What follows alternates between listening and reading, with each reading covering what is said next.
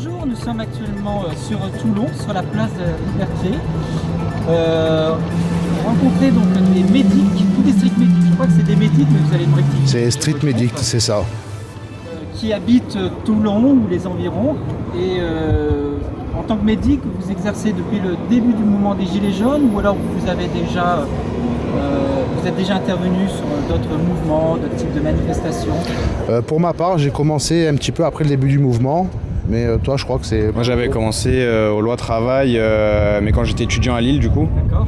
Et j'ai rejoint le mouvement des Gilets jaunes au début en tant que manifestant. Et au bout d'une intervention à Toulon où on avait eu un manifestant qui avait perdu un œil, j'ai décidé de ressortir le casque et le masque. Et voilà. Okay. Médic, c'est la traduction en anglais du secouriste. Le street médic, le médic, c'est quelque chose qui est reconnu aux États-Unis notamment, mais en France, c'est quelque chose qui n'est pas du tout connu, parce que le secours, normalement, c'est du domaine des pompiers, c'est du domaine du SAMU. Des professionnels, Mais ouais. c'est professionnel, mais la particularité des manifestations françaises, c'est que lorsqu'il y a du grabuge, lorsqu'il y a des blessés, les pompiers doivent attendre l'autorisation de la police pour pouvoir évacuer les personnes. Ce qui met des personnes qui sont blessées dans des situations parfois compliquées d'attente, et ils doivent compter sur le support d'autres manifestants pour les extraire de la manifestation. Et donc est arrivée rapidement cette nécessité d'avoir des médics pour pouvoir porter des premiers soins. Donc quelquefois c'est pas forcément aussi grave qu'un œil perdu, ça peut être simplement de la lacrymo dans les yeux, la personne pleure, elle a mal, et puis vous briguez les premiers soins, peut-être des liquides pour nettoyer les yeux ou autre. Donc je vais plutôt vous laisser parler pour m'expliquer un petit peu donc, ce que vous faites sur le terrain, et puis m'expliquer aussi de voir comment ça a évolué par rapport au 17 novembre, lorsqu'il y a eu le début des manifestations, qu'il y a eu un pic, on va dire, dans le nombre et dans la violence, notamment sur Paris, vers la fin de l'année, début de l'année. Et depuis, on constate une baisse de mobilisation, mais il y a toujours de la mobilisation. Et par contre, ce qu'on peut constater, c'est que même si la mobilisation est plus faible, la répression, elle, est systématique et plus violente, si je me trompe. Moi, du coup, alors nous, notre rôle en fait sur les manifestations, donc, c'est d'essayer d'appliquer. Tu veux que je prenne le micro peut-être, ouais. C'est d'appliquer du coup les premiers secours, de stabiliser l'état de santé de la personne si c'est une nécessité. Ensuite, c'est d'appeler forcément dans le premier temps, c'est d'appeler les pompiers. Et ensuite, on applique donc les premiers secours avec le matériel qu'on a. Donc généralement, ça se restreint juste à des compresses, du désinfectant et du sérum physiologique.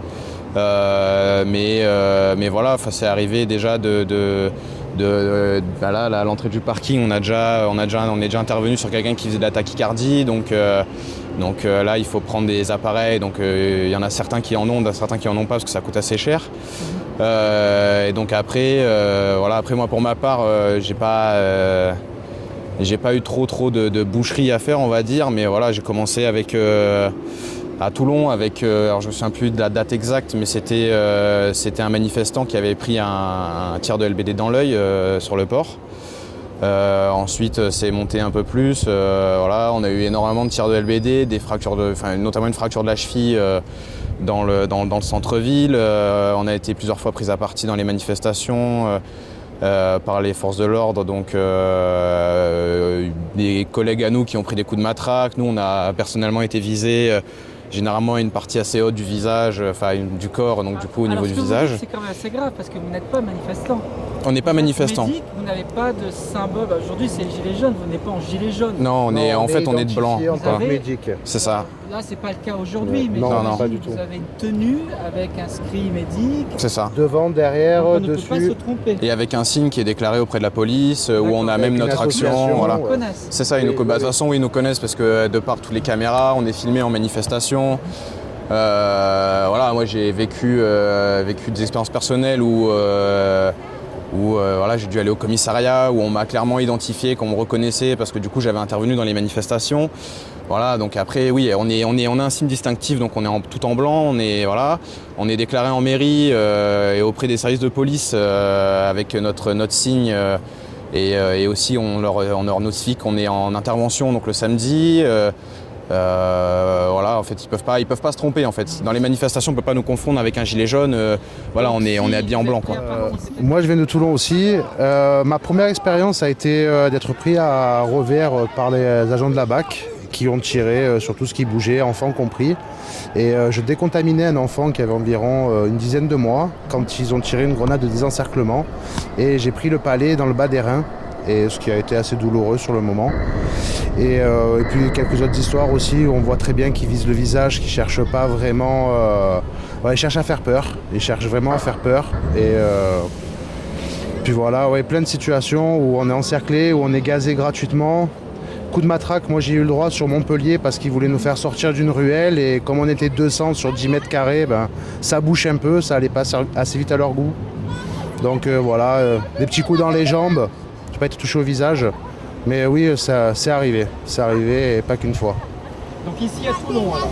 Ici à Toulon, à Montpellier, parce qu'on couvre pas que Toulon, on couvre plusieurs villes. Pour ma part, j'ai fait Marseille, Montpellier, Avignon, Toulon. Je fais quoi aussi? Bon, c'est tout pour moi. Toi, t'as fait quoi? T'as fait Toulouse et Paris? Moi, j'ai fait... non, moi, j'ai pas fait Toulouse. J'ai fait Toulon, Marseille et Paris. J'ai fait Paris, voilà. Donc vous avez déjà tourné dans plusieurs villes. Mais sinon, sur Toulon, on est ici sur la place de la Liberté. Il y a déjà eu des actions qui ont été oui, énormément. faites, énormément d'actions, peut-être Oui. plus au début. Tout a commencé quand il y a eu une altercation avec un monsieur au gradé de la police nationale qui a eu des petits soucis.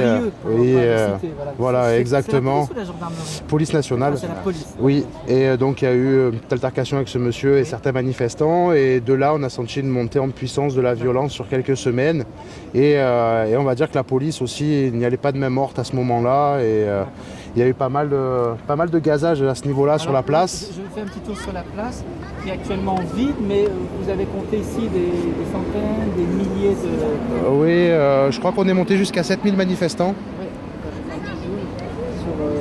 Aujourd'hui, il y a une manifestation, on arrive en fin de journée, mais il y a toujours... On peut dire que tous les samedis, il y a quand même un regroupement, même si l'ambiance... Tous les jours, même s'il y a très peu de nombre. Oui, tous les jours, même s'il y a très peu de personnes, des fois, il y a toujours des braises qui restent là. Voilà. Pour montrer que le mouvement n'est pas terminé. Il n'est pas mort. C'est vrai, effectivement, il y a une petite chute en ce moment. Après, c'est fatigant. Et puis, pour avoir cours, ça coûte cher, c'est onéreux. Le risque, mais il y a surtout aussi la fatigue. Il y a la vie de famille qu'il ne faut non plus pas oublier, parce qu'on a des vies professionnelles, on a aussi des familles derrière. Et s'absenter tous les week-ends, c'est vrai que c'est compliqué. Revenir fatigué, usé. Pour certaines personnes qui reviennent, qui sont traumatisées par ce qu'elles ont vu. Donc c'est vrai que ça pèse sur le moral, et des mois et des mois et des mois de contestation, au bout d'un moment, c'est vrai que ça pèse un peu et qu'il y a besoin de souffler. En plus, ici, avec la chaleur, ça aide pas. Donc, C'est chaud aujourd'hui, mais c'est pas le plus chaud. Ouais. Non, c'est pas le plus chaud, non, c'est vrai, mais c'est pas triste. Donc voilà, en espérant que ça s'endorme pas et que ça reparte un petit peu, parce qu'au final, on n'a rien eu. On n'a rien eu de ce qu'on voulait. Le constat. Nous, ce qui nous a frappé, parce qu'on pense mouvement, manifestation, tout ça, mais il y a tous les mouvements locaux sur les ronds-points.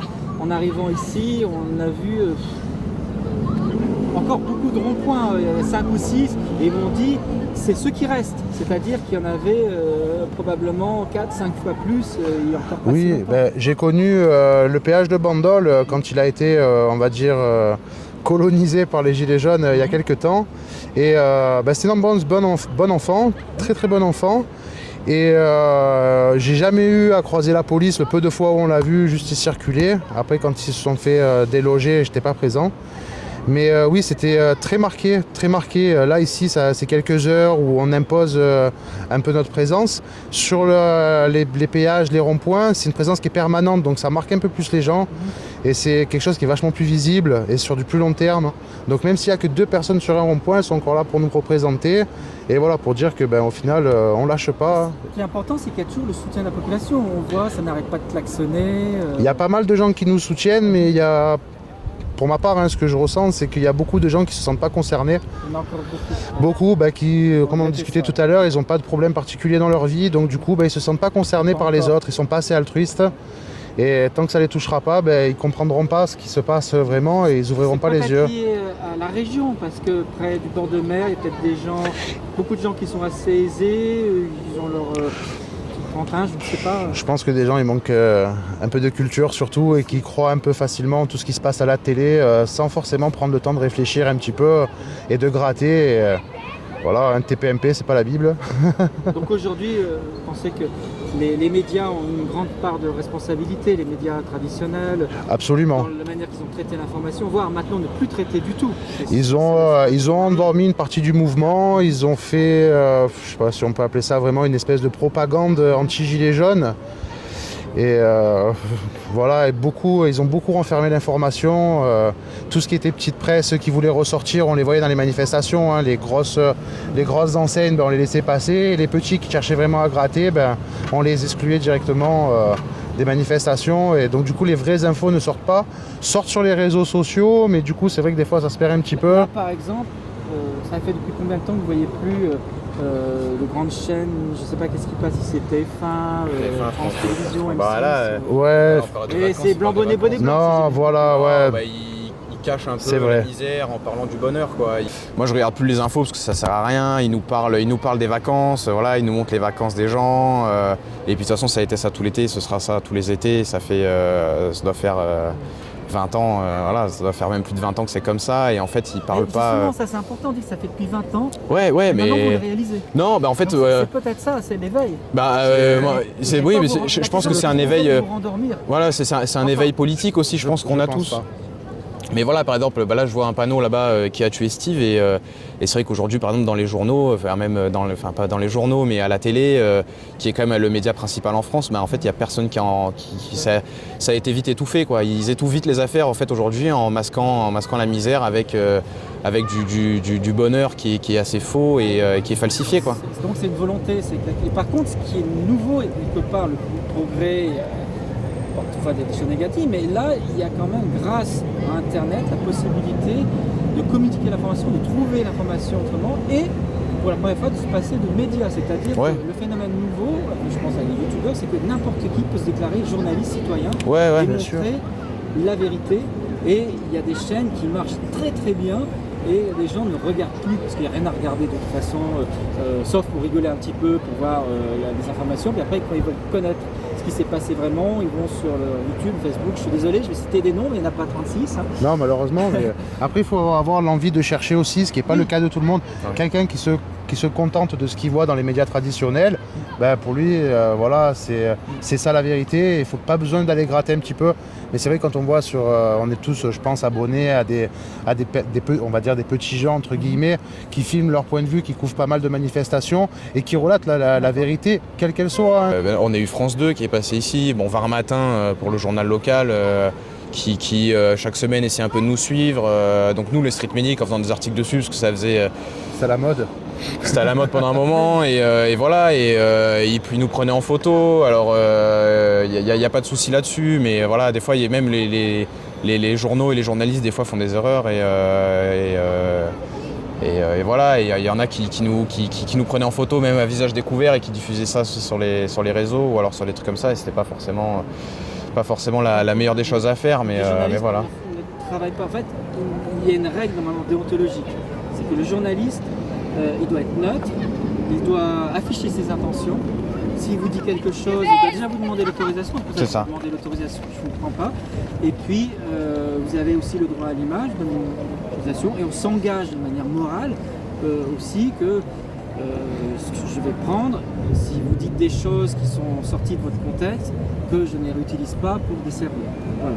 Ça, c'est un peu les principes de base que tout journaliste devrait avoir et qui sont pas en Devrait, ouais. Devrait, ouais. Jean-Marie David dit le petit Jean. Donc c'est un médic qui intervient sur les manifestations depuis le 17 novembre. Et il a décidé, il y a 2 mois, de lancer la marche des médics, de faire une espèce de tour de France, c'est-à-dire d'aller à pied jusqu'à Paris, rencontrer le président de la République Emmanuel Macron, pour lui délivrer un message, de mettre en garde, de dire que en tant que médic, ça suffit, on ne peut plus travailler, parce que c'est un travail, on ne peut plus agir. Alors on ne gagne rien en tant que médic, on est bien d'accord. Absolument, Non, rien du tout. Ça nous coûte, mais Ça on vous gagne coûte, rien. tout à fait. Vous allez volontairement le matériel À nos frais. est à vos frais. On reçoit des dons On quand reçoit même des de dons, certaines ouais. personnes. Ça arrive sur les manifestations de recevoir des dons des personnes qui viennent nous amener des compresses, du sérum physiologique, des bandages.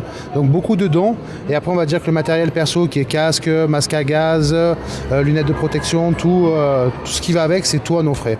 C'est vraiment du volontariat pur et dur et c'est vraiment parce qu'on aime ça qu'on est là et on sent que c'est notre devoir surtout. Et ce qu'on disait en off tout à l'heure, c'est que les médics aujourd'hui subissent 3 types de persécutions. La première persécution, c'est la fouille systématique en entrée de manifestation, alors que la manifestation n'a même pas encore commencé. On ne vous laisse pas rentrer, ou si on vous laisse entrer, on vous fouille et on vous vole. Je n'ai pas d'autre terme, parce qu'on va dire on vous confisque, à des raisons de sécurité, on ne sait quelle loi, mais en fait on vous vole des casques, des lunettes de protection, parce que c'est mis, selon une loi qu'on a un peu de mal à comprendre en Suisse, comme Les armes à destination. voilà, comme un indice suffisant pour vous montrer la culpabilité dans l'action de manifester et ça. de manifester violemment. C'est-à-dire vous mettez La présomption de culpabilité. La présomption, donc vous êtes coupable. Ça me fait penser à un film C'est ça. dans lequel on a décidé. Comment il s'appelle Donc, afin On que va dans le vous ayez futur. pas, on vous enlève ces protections. Vous avez payé. Oui. Ça, c'est déjà un problème. Le deuxième problème, c'est que alors tous les policiers ne font pas ça. Absolument. Oh non, on est bien d'accord. Il y a des contrôles qui sont compréhensibles, qui laissent passer. Oui, Il y a c'est même, vrai. Petit Jean a expliqué, des gens qui disent j'ai contrôlé, vous pouvez y aller, il n'y a pas de souci. Parce que c'est encore un choix personnel. Oui. On dit la police reçoit des ordres, mais rappelons que c'est quand même un choix personnel.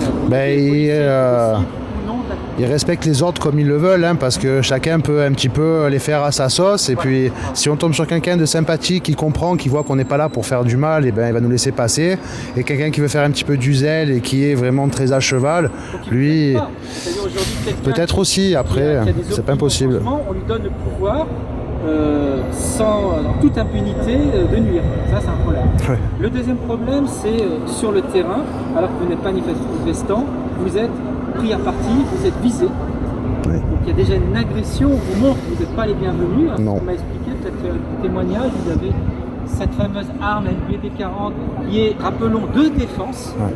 Or, cette arme vous vise les manifestants de manière continue. Alors, en fait, le souci du LBD, donc, comme vous dites si bien, c'est que c'est un lanceur de balles de défense. Et le problème aujourd'hui, et même des mois qui sont du coup dans le passé et encore aujourd'hui, c'est que c'est utilisé comme une arme offensive.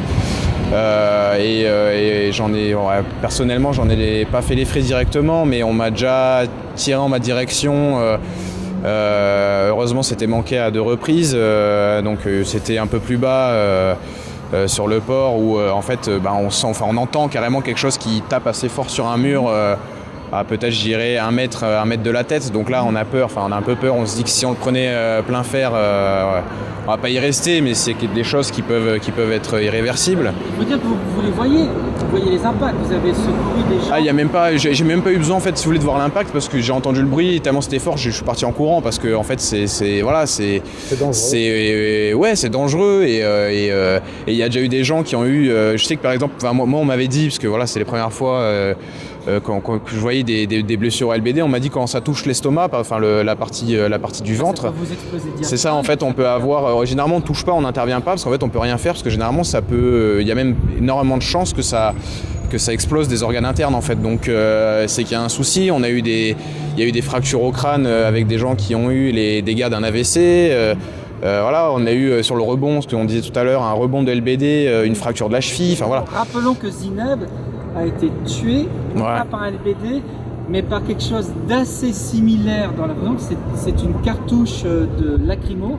Donc ce sont des palets de lacrymo qui s'enflamment et qui sont enfermés dans un tube PVC C'est ça. qui est aussi dur qu'une LBD. C'est ça. On parle du LBD. Normalement, on pourrait presque dire que le LBD devrait être soft. Si vous le recevez, on devrait. Et c'est caoutchouc, c'est très dur. Mais le PVC, quand vous le recevez, c'est C'est que c'est même pas du PVC de maison, on va dire, qui sert pour les canalisations ou quoi, c'est que c'est du PVC bien dur. ouais, qui est très. Moi j'en ai à la maison, hein, j'en ai ramassé énormément. Et quand, c'est vrai que quand on touche le truc, c'est du plastique très très dur, c'est pas du... C'est pas là pour plaisanter. Voilà, et puis voilà, oui, C'est une charge. Rappelons LBD 40 pour 40 mm, c'est-à-dire 4 cm. C'est ça. C'est ça. La puissance de feu pour faire partir l'engin, c'est ce que me disait Petit Jean, qui est un ancien militaire. Il m'a dit, appelons un chat un chat. C'est un lance-roquette miniature, c'est ça, la puissance. Voilà. Ouais, voilà. Le nombre de joules, ça atterrit sur le truc, donc c'est... Voilà. Ouais. Et oui, bah oui. Bah, moi, nous, on a eu des street medics qui sont à Nice, qui m'avaient raconté ça et qui en fait se faisaient. Alors quand les policiers n'avaient plus de grenades à LBD, on va appeler ça comme ça, de munitions de LBD, tiraient le gaz, donc avec la cartouche en PVC, à une distance assez réduite pour que en fait, les pavés n'aient pas le temps de se libérer et qu'en fait ce soit le bout de PVC qui atterrisse dessus. Donc voilà, c'est à chaque fois en fait ils détournent un peu l'utilisation de ces armes-là pour que ce soit à la base c'est quelque chose de défensif. C'est dévoyé, c'est-à-dire c'est défensif, mais comme toute arme, c'est pas l'arme qui est dangereuse. C'est l'utilisateur. Ben, j'ai eu l'exemple sur Avignon où on a eu un homme qui a été touché dans la tête par un tir et qui s'est écroulé devant moi, et au moment où je me suis baissé pour le ramasser et l'extraire, je tourne le dos aux forces de l'ordre et dans mon sac à dos je sens l'impact, et en me retournant je comprends que c'est les palets de lacrymo, mais ils me visent dans le dos, donc à hauteur 1m50 quoi, et je suis à 10 mètres d'eux environ. La lacrymo est aussi dangereuse parce que c'est un autre bout de PVC qui vous atteint et qui prend feu. Donc, c'est ça. Qui vous brûle. Ça dépend lesquels, ouais. Sur la GLI, en plus, elle explose et elle aveugle et elle assourdit aussi. En prime. Alors, on va pas expliquer toutes les armes. On a un dossier, justement, c'est pour ça qu'on vient ici en Suisse avec les Gilets jaunes que vous avez rencontrés, pour dénoncer et interdire cette utilisation parce qu'elle n'a pas lieu d'être dans les manifestations. Non. C'est un phénomène qui inquiète énormément en Suisse parce que la France, qui dit soi-disant pays des droits de l'homme, etc., si on normalise, et c'est ça qui paraît incroyable, on normalise cette violence dans les manifestations, eh ben, on risque de la normaliser au niveau européen partout. Donc, chaque fois qu'il y a une manifestation, ça sera une autre analogie que je vois, c'est, vous savez, dans les films de science-fiction, vous aviez le Robocop, le truc, c'est le policier qui fait la justice. C'est ça, donc, c'est voilà, Judge. il arrive, C'est Judge Dredd. vous êtes dans la fraction, Policier, juge et juré. Je dégomme. C'est ça. Voilà, et aujourd'hui, vous savez, c'est le policier qui agit de cette manière. En toute impunité, oui, malheureusement. À la base du métier de policier, pour avoir parlé avec des policiers, le policier doit intervenir, donc doit faire une interpellation, il doit présenter les preuves avec justement la personne qui l'a arrêté devant le juge. Aujourd'hui, le policier, il devient juge, il s'octroie des droits qu'il n'a pas. Et il n'a pas le droit, c'est ça. Et il n'a pas le droit de faire ça, en fait. Le truc, c'est que quand un policier tire sur un manifestant, qu'il ait fait qu'il ait cassé une vitrine ou jeté un pavé sur un policier, ce qui est condamnable aussi, en fait le policier s'instaure en fait juge et il est c'est Judge Dredd quoi, et il tire et bourreau et il donne la peine. Je veux dire, même si un jeune met le feu à une voiture, il ne mérite pas de perdre un œil. C'est ça. On est d'accord. Il se fait attraper, c'est le risque. La justice, elle fait son boulot tant bien que mal, mais la police n'a pas à punir les manifestants. Les châtiments corporels, on n'en est plus là, c'est moyenâgeux. Et là, ça devient une arme de dissuasion, parce que les gens ont peur et ne sortent plus dans la rue parce qu'ils ont peur de perdre un œil, de se faire blesser, de se perdre une jambe et de plus pouvoir aller travailler et assumer déjà que c'est super dur. Et ça fait partie du système de répression et de dissuasion. Le troisième point, on a parlé de la violence physique, blesse. Mais il y a la violence de la justice, la violence qui fait que le policier peut aussi aller plus loin avec les nouvelles règles, de vous dire, vous êtes sur une manifestation non déclarée, amende. Voilà, on a décrété que, on ne sait pas, une personne, 135 € d'amende. Vous n'êtes pas en manifestation, vous êtes là pour aider les gens et vous subissez, encore une fois, selon l'interprétation de certains policiers qui voudraient l'appliquer, mais vous êtes susceptible de recevoir une amende. Parce que ça a décidé que vous ne deviez pas être là. C'est ça. Du visage, du corps.